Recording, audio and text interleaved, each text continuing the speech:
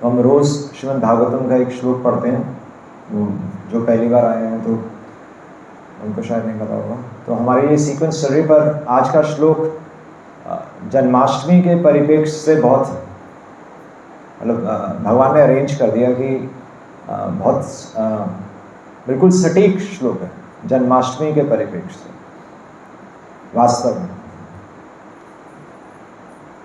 तो ये श्लोक है, मैं श्लोक बोलूँगा, आप दोहरा सकते हैं। 1:19:30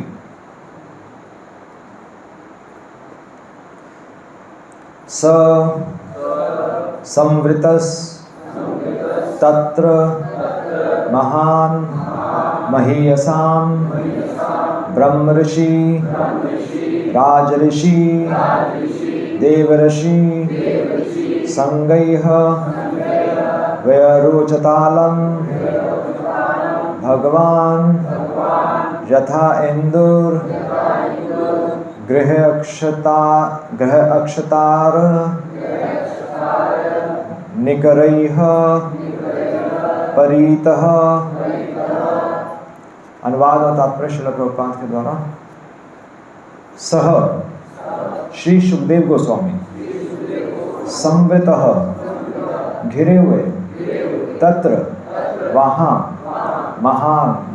महान महीयसाम सबसे महान से ब्रह्म ऋषि ब्राह्मणों में ऋषि राज ऋषि राजाओं में साधु देव ऋषि देवताओं में साधु संगैः के समूह द्वारा व्यरोचत भली भांति योग्य अलम समर्थ भगवान शक्तिमान यथा जिस तरह इंदु चंद्रमा ग्रह लोक ऋक्ष स्वर्गलोक तारा तारे निकरैः समूह द्वारा परीतः घिरे हुए। तब सुखदेव गोस्वामी साधु मुनियों तथा देवताओं से इस तरह घिरे हुए थे जिस तरह चंद्रमा तारों नक्षत्रों तथा अन्य आकाशीय पिंडों से घिरा रहता है। उनकी उपस्थिति अत्यंत भव्य थी और वह सबों द्वारा सम्मानित हुए। तो ये श्लोक है और सिंपल है पर बहुत गहरा इसका मीनिंग है कि भागवतम शुरू होने जा रही है ना। और भागवतम सुखदेव गोस्वामी वक्ता कौन है? भागवतम कौन बोलने जा रहे हैं? सुखदेव गोस्वामी। और प्रश्न कौन पूछ रहा है?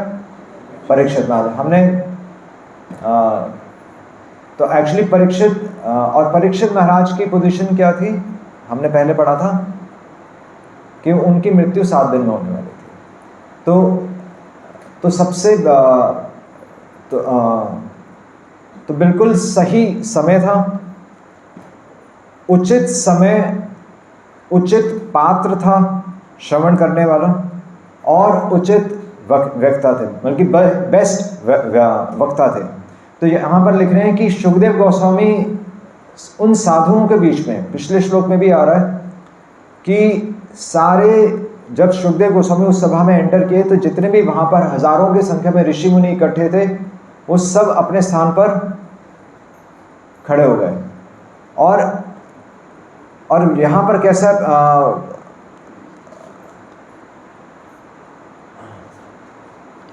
और वो कह रहे हैं कि सुखदेव गोस्वामी चंद्रमा की तरह लग रहे थे तारों और नक्षत्रों के बीच में। वो चंद्रमा की तरह लग रहे थे। उनकी उपस्थिति अत्यंत भव्य थी और वो सबों द्वारा सम्मानित हुए। तो यहाँ पर श्रील प्रभुपाद इसके परपट में बहुत अच्छा लिख रहे हैं। श्रील प्रभुपाद लिख रहे हैं कि ये जो महान महीयताम, यहाँ पर आ रहा है श्लोक में, महान महीयसाम, कि उस सभा में कौन कौन थे? ब्रह्म ऋषि, राज ऋषि, देव ऋषि।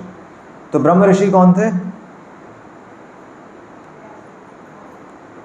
हाँ, व्यासदेव। कि ब्रह्म ऋषि व्यासदेव थे, बल्कि व्यासदेव कौन थे? ब्रह्म ऋषि मतलब एक ब्रह्म की कैटेगरी भी है। ब्रह्म कौन है?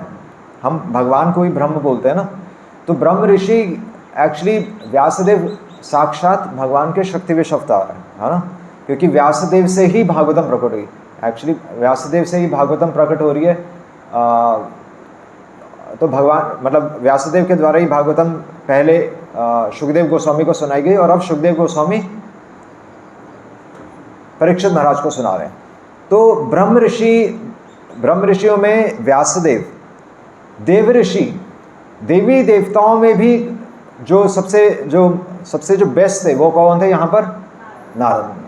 और नारद मुनि कौन है? भक्ति के आचार्य। ठीक है, तो ब्रह्म ऋषि नारद हो गए, देव ऋषि। और परशुराम कौन है? लॉर्ड परशुराम।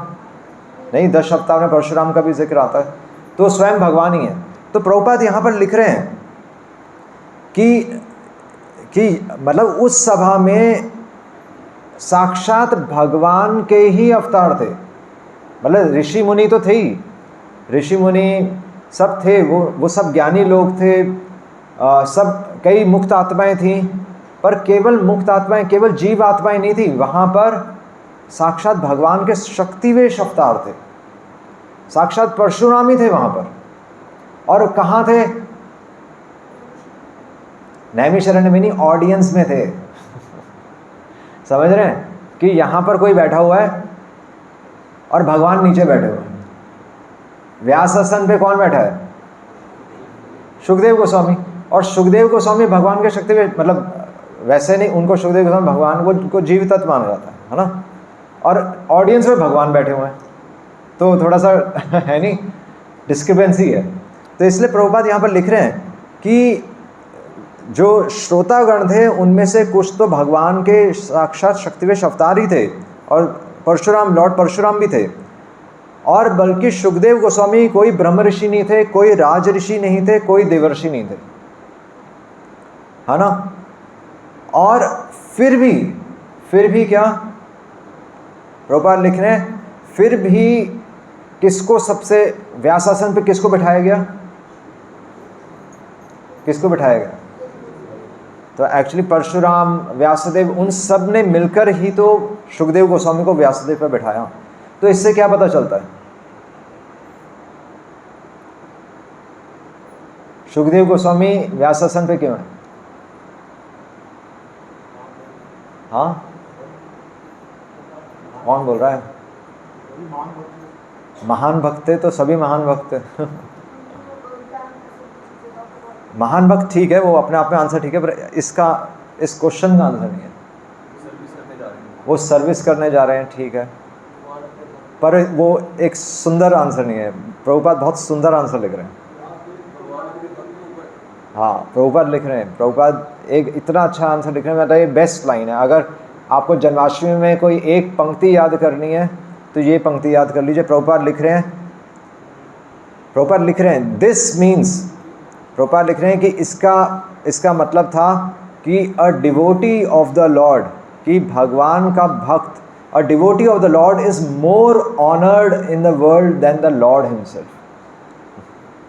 कि भगवान के भक्त को इस संसार में भगवान से ज़्यादा आदर मिलता है। और ये किसकी इच्छा है? ये भगवान की इच्छा है, ये व्यासदेव की इच्छा है, ये परशुराम की इच्छा है, ये साक्षात भगवान की ही इच्छा है कि भगवान के भक्त को क्या? हाँ, सम्मान मिले। सम्मान हमने डिस्कस किया था, सम्मान क्या है?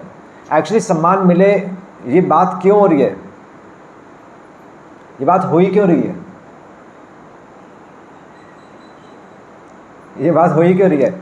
शास्त्रों में इसलिए आ रहा है। क्यों हो रही है ये बात, कोई बता सकता है?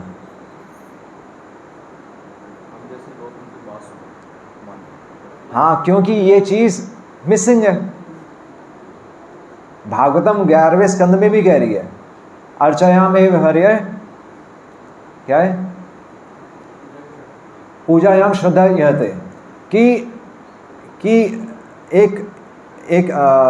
एक प्रारंभ में जो भक्त जो अभी नया मंदिर में आता है वो भगवान के आगे झुक जाता है, पर न तद भक्तेषु च अन्येषु, वो भक्तों के आगे नहीं झुकता। इसलिए उत्तम भक्त सर्वभूतेषु यह पश्चेत भगवद भावम आत्मनः। इसलिए भक्ति की पराकाष्ठा क्या है? भक्ति की पराकाष्ठा है कि भक्तों के आगे झुकना। इसलिए प्रभुपाद यहाँ पर लिख ही रहे हैं, और जहाँ भागवतम से भी इस श्लोक में यही संदेश आ रहा है। भागवतम से यही संदेश आ रहा है कि हम सब जन्माष्टमी मनाकर चले जाएंगे, और यहाँ पर आज भीड़ भी है। आज शाम को इससे 10 गुना ज़्यादा भीड़ होगी, पर वो सफलता नहीं है, वो असफलता है। वो असफलता क्यों है? वो भगवान की विजय नहीं है, वो भगवान की पराजय है। क्यों? हमें लगता है कि जन्माष्टमी में इतनी भीड़ आई, या पंडाल प्रोग्राम करवाइए, हम कहते हैं 2000, 2500, 3000, 5000, 10,000, 1 लाख लोग आए बड़े बड़े पंडालों में, पर वो भगवान की क्या है? वो भगवान की पराजय है।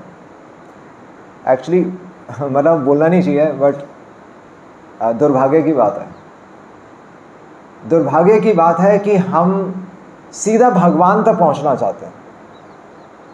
वो दुर्भाग्य की बात इसलिए कि इतने लोग आए, पर किसी का जीवन परिवर्तित नहीं हुआ ना। आए और चले गए, एक्चुअली आए और चले गए। तो इसलिए हर साल जन्माष्टमी आती है। भगवान हमें याद दिलाते हैं, और बल्कि इसलिए आचार्यों के दिवस होते हैं, आविर्भाव और तिरुभाव दिवस होते हैं, कि इसलिए चैतन्य महाप्रभु हैं। चैतन्य महाप्रभु हैं ही क्यों? क्योंकि चैतन्य महाप्रभु एक पूरी परंपरा का आरंभ कर रहे हैं। वो बल्कि जो हमें जो मध्वाचार्य से जो शिक्षा आ रही है, जो हमारी मध्वा संप्रदाय से जो शिक्षा आ रही है, या वैष्णव संप्रदाय में जो शिक्षा आ रही है, वो शिक्षा चैतन्य महाप्रभु आगे पास ऑन कर रहे हैं। तो अगर बच्चा स्कूल में आए, कॉलेज में आए और कुछ सीख कर ना जाए, या उसके जीवन में कोई परिवर्तन ना आए, तो उसको क्या बोलेंगे? एक्चुअली ये इसलिए यहाँ पर आ रहा है कि प्रभुपाद लिख रहे हैं कि दिस मीन्स, प्रभुपाद वैसे लिख रहे हैं, प्रभुपाद यहाँ एग्जैक्टली लिख रहे हैं, this means that the devotee of the lord is more honoured in the world than the lord himself. कि एक भक्त का इस संसार में ज़्यादा सम्मान होता है। पर एक्चुअली यहाँ पर क्या लिखना, मतलब प्रभुपाद क्या कहना चाहते हैं कि भक्त को ज़्यादा सम्मान मिलना चाहिए, पर मिलता नहीं है। मिलना चाहिए, पर ऐसा है नहीं। और वो सम्मान की हम बात कर रहे थे। सम्मान का अर्थ क्या हमने डिस्कस किया था? सम्मान मतलब, मान मतलब आदर हो गया, सम्मान मतलब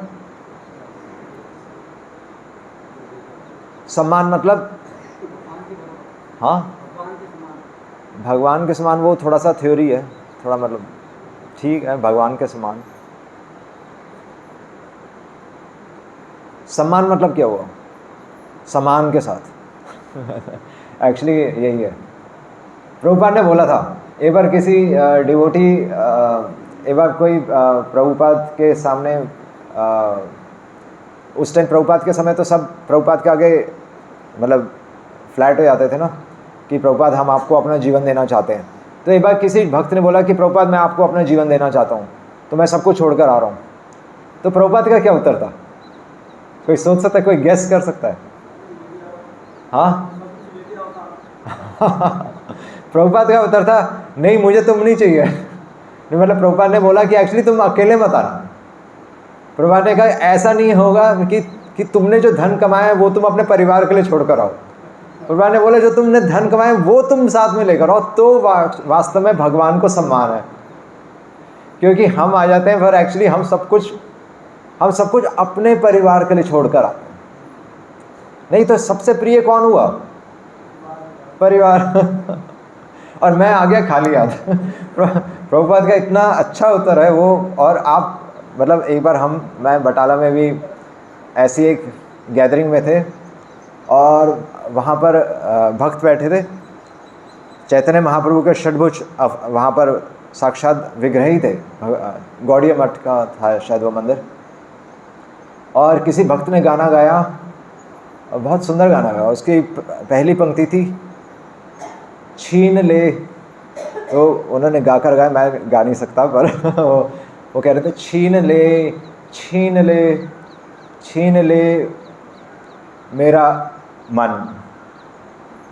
तो मैं जब वो गाना गा रहे थे ना कि छीन ले, मैंने पूरा, उन्होंने पूरे भाव से गाया। ऐसा मतलब आप सुनेंगे तो पूरे भाव में ही बह जाएंगे।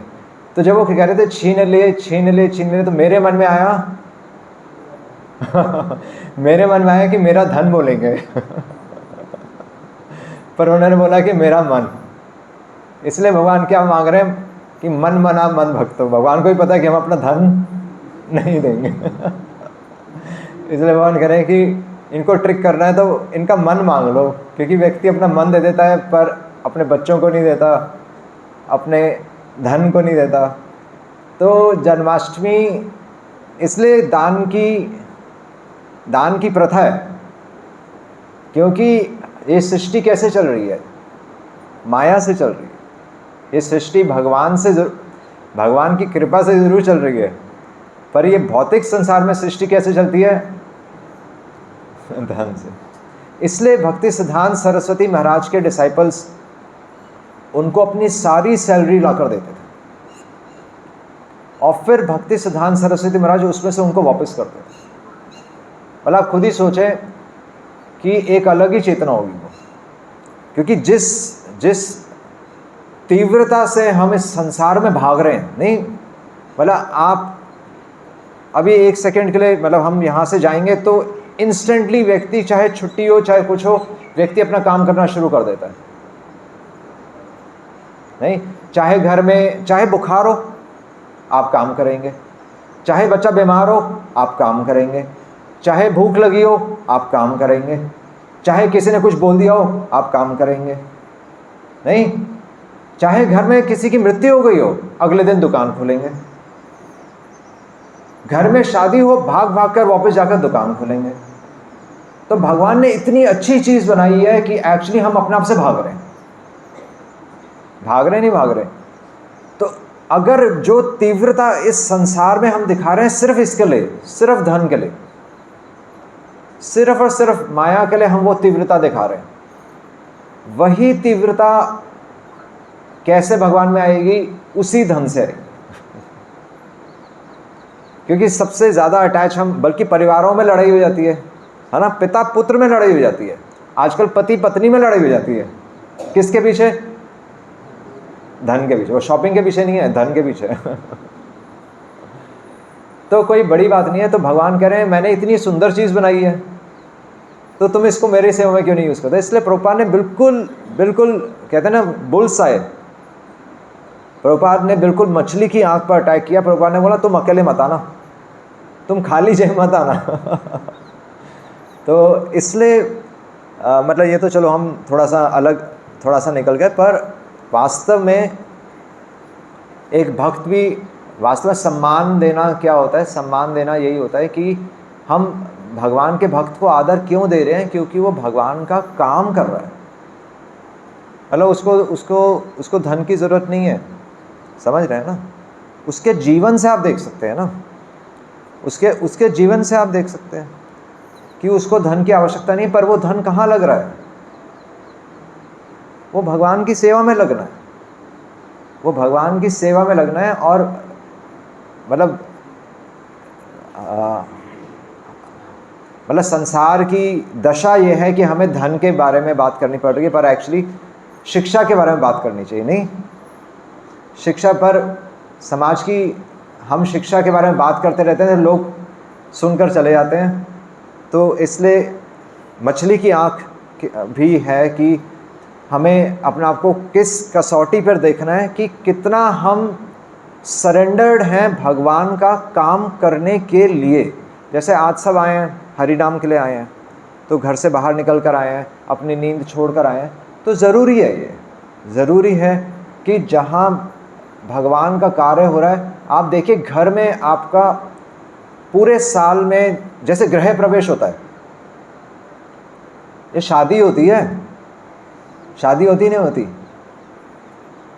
आप सोचिए, आप में से हर एक व्यक्ति घर में शादी पे कितना खर्चा करेगा, खुद सोच कर देखिए। हर एक व्यक्ति, चाहे वो 5,000 कमा रहा हो, चाहे वो 10,000 कमा रहा हो, चाहे वो 5 लाख कमा रहा हो, हर एक व्यक्ति कम से कम 50 लाख रुपए, या मतलब 10 लाख रुपए, 5 लाख रुपए तो हर एक व्यक्ति शादी पे खर्च करता ही करता है। नहीं, हर एक व्यक्ति कह रहा हूं, हर एक परिवार। और यहां कितने परिवार हैं? हाँ, क्या करता है? हाँ, लोन लेके भी करता है। वही मैं कह रहा हूं, चाहे अपने घर को गिरवी रख दे, और बल्कि चाहे दूसरे परिवार को दहेज देना पड़े, पर व्यक्ति खर्चा करता है। पर भगवान के कार्यक्रम में कोई खर्चा नहीं करता। ये सौभाग्य दुर्भाग्य है। इसलिए प्रभुपाद ने ये शब्द यूज़ किए कि खाली मत आना क्योंकि समझ में नहीं आता ना हमें क्योंकि बात मानना का क्या मतलब है, बड़ा मुश्किल है। वो सम्मान आप सुन रहे हैं, पर हम समझ ही नहीं रहे कि भगवान के भक्त भगवान की इच्छा पूरी करना चाहते हैं। आज का दिन तो ये शहर सजा होना चाहिए था, जैसे शादी में हमारा घर सजा होता है। नहीं, लोग बैंकेट हॉल्स हायर करते हैं, उसमें कितनी लाइटिंग होती है, लाखों रुपए खर्च कर देते हैं, लाखों रुपए। और भगवान के कार्यक्रम में हम खाली जेब आते हैं तो ऐसा नहीं है। मतलब भगवान ने इतना दिया है तो किसके लिए दिया है?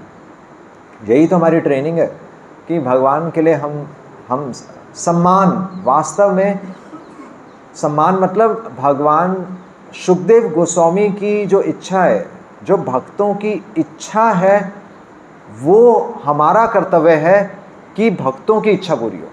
तो हम क्या देखते हैं कि श्रील प्रभुपाद की इच्छा पूरी हो, है ना। हम क्या देखते हैं कि भक्ति विकास स्वामी महाराज की इच्छा पूरी हो। तो जो महाराज की इच्छा है, जो वरिष्ठ भक्तों की इच्छा है, जो प्रभुपाद का मिशन है जन्माष्टमी से, वो पूरा होना चाहिए। केवल हम झूला ना झुलाएं, वो एक मिशन है। श्रील प्रभुपाद ने इसको बोला मिशन। ये एक मिशन है इस जन्म मृत्यु के चक्र से बाहर निकलने का, और ये ग्राउंड रियलिटी है जहाँ पर हमें काम करना है कि भक्तों की बात हमें मानने की हैबिट होनी चाहिए, और अगर वो डांट दें तो डांट सुनने की भी हैबिट होनी चाहिए। जिस प्रकार अगर घर में पिता डांट दे तो क्या बच्चा, वैसे आजकल बच्चे घर छोड़ के चले जाते हैं पर बच्चा पिता से संबंध थोड़ी तोड़ देता है। नहीं, जिस प्रकार घर में हम कभी संबंध नहीं तोड़ते, घर के जो मेंबर्स हैं वो हमेशा, चाहे आप अमेरिका में रहें और माता पिता आपके भारत में रहें, फिर भी आप फ़ोन करके उनके बारे में पूछते रहते हैं। पर वो भक्तों के साथ क्यों नहीं है ना। और बल्कि वरिष्ठ भक्तों को तो सबसे पहले हम रिजेक्ट करके जाते हैं कि मेरे को डांट दिया। ऐसा नहीं है। जो भी वरिष्ठ भक्त हमारे बेनिफिट के बारे में ही सोचकर हमें कुछ ना कुछ सेवा देते हैं, भगवान ही उन्हें प्रेरणा देते हैं कि वो हमें कोई सेवा दें। क्यों वो भगवान प्रेरणा देते हैं? ताकि हम जहाँ फंसे हुए थे उससे बाहर निकलने के लिए। ऐसा हम क्यों नहीं सोचते? तो भक्तों के मुख से जो निकलता है, शुकदेव गोस्वामी के मुख से जो निकल रहा है, वो वही व्यासदेव ने शुकदेव गोस्वामी को बताया, और वही भगवान व्यासदेव को प्रेरणा दे रहे हैं। तो भगवान की जो इच्छा है वो भक्तों के मुख से निकलती है। इसलिए इस संसार में भक्तों को हमें सम्मान देना चाहिए, है ना, पूरा मान देना चाहिए, पूरा मान। इसलिए हम दंडवत करते हैं कि हम भक्त एक बार तो हम उनके आगे हम फ्लैट हो जाएं, है ना। एक बार तो बात, एक जन्म हम उनकी बात मानकर देख लें। और क्या नुकसान भी क्या है, क्या चला जाएगा, कितना चला जाएगा मतलब कितना चला जाएगा, आपसे कितना ले लेंगे वो, है ना, हम दे ही क्या सकते हैं भगवान। इसलिए जन्माष्टमी केवल 56 भोग नहीं है। जन्माष्टमी केवल 56 भोग नहीं है। जन्माष्टमी एक बहुत एक गहराई है जन्माष्टमी में। जन्माष्टमी सेलिब्रेट करना, वास्तव में भगवान का जन्म तभी होगा जब भक्तों का सम्मान हम कर पाएंगे, तब भगवान जन्म लेंगे, है ना। अगर भक्तों का आदर नहीं कर पाए तो फिर भगवान का जन्म नहीं होगा। एक लास्ट पॉइंट कि इनफैक्ट वैष्णव अपराध, भक्तों की बात ना मानकर हम वैष्णव अपराध करते हैं। और सचिमा चैतन्य महाप्रभु ने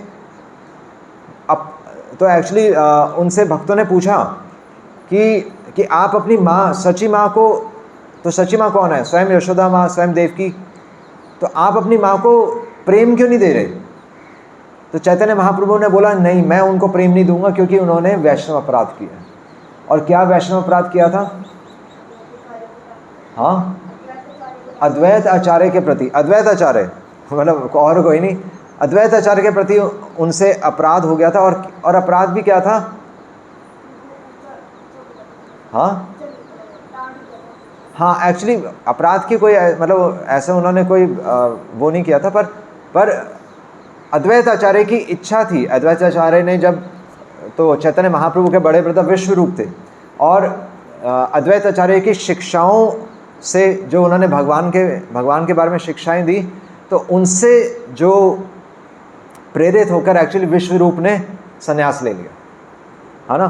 तो माँ का अगर चहेता पुत्र संन्यास ले ले तो माँ को तो बुरा लगेगा ही, वो तो स्वाभाविक है। तो एक्चुअली तब उनके मन में ये आ गया कि अद्वैत आचार्य की प्रेरणा से मेरे पुत्र ने संन्यास लिया, है ना। और मतलब माता पिता के सामने अगर बच्चा संन्यास ले रहे तो माता पिता को दुख तो होता ही है। तो उनके मन में आया था, तो चैतन्य महाप्रभु ने इसी को वैष्णव अपराध मान लिया।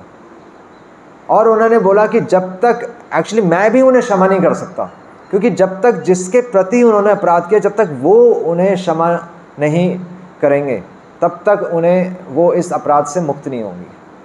तो एक्चुअली अद्वैत आचार्य ये सुनकर मूर्छित हो गए कि भगवान शची माँ से कह रहे हैं कि वो मुझसे क्षमा मांगे, क्योंकि वो तो अपने आप को इस योग्य समझते ही नहीं थे, वो तो भगवान अपने आप को भगवान का दास समझते। और जैसे ही वो मूर्छित हुए तो शची माँ ने उनके पैर की चरण धूलि अपने सर पर ले ली। और एक्चुअली फिर इस बहाने से चैतन्य महाप्रभु ने उन्हें क्षमा कर दिया। तो वैष्णव की बात ना मानना, आप देखिए कितना चैतन्य महाप्रभु अपनी माँ से ये पूरे संसार को शिक्षा दे रहे हैं कि वैष्णव की बात ना मानना एक अपराध ही है। तो हमारी ट्रेनिंग जन्माष्टमी नहीं है, हमारी ट्रेनिंग 56 भोग नहीं है, हमारी ट्रेनिंग है कि एटलीस्ट 56 बार हम वैष्णवों की बात मान लें, वो ज़्यादा अच्छा है। आप भगवान को 56 भोग मत अर्पण करिए, आप 56 बार वैष्णवों की बात मान लें तो हमारे 56 जन्म जरूर सुधर जाएंगे, वो ज़्यादा अच्छा है। और हमने तो करोड़ों अपराध किए हमने, मतलब मैं अपने बारे में ही कह सकता हूँ, हर क्षण आज भी हम अपराध कर रहे हैं। बात मानना ही बहुत मुश्किल है, पूरा जीवन लग जाएगा इसको प्रैक्टिस करने में, वैष्णवों की बात मानने में। बहुत मुश्किल चीज़ है, पर इसको हम प्रैक्टिस करेंगे तो ज़रूर हम अपने जीवन में भगवान को खुश कर पाएंगे। वास्तव में भगवान का जन्म होगा अगर बच्चा प्रयास करता है। प्रयत आत्मनः, कल भी हम डिस्कस कर रहे थे ना, प्रयत आत्मनः, एक सिंसियर सोल जो प्रयास करता है वैष्णव की बात मानने का, भगवान उससे खुश होता है। हरे कृष्णा कृष्णा कृष्णा हरे हरे, हरे राम राम राम हरे हरे। श्रील प्रभुपाद की जय।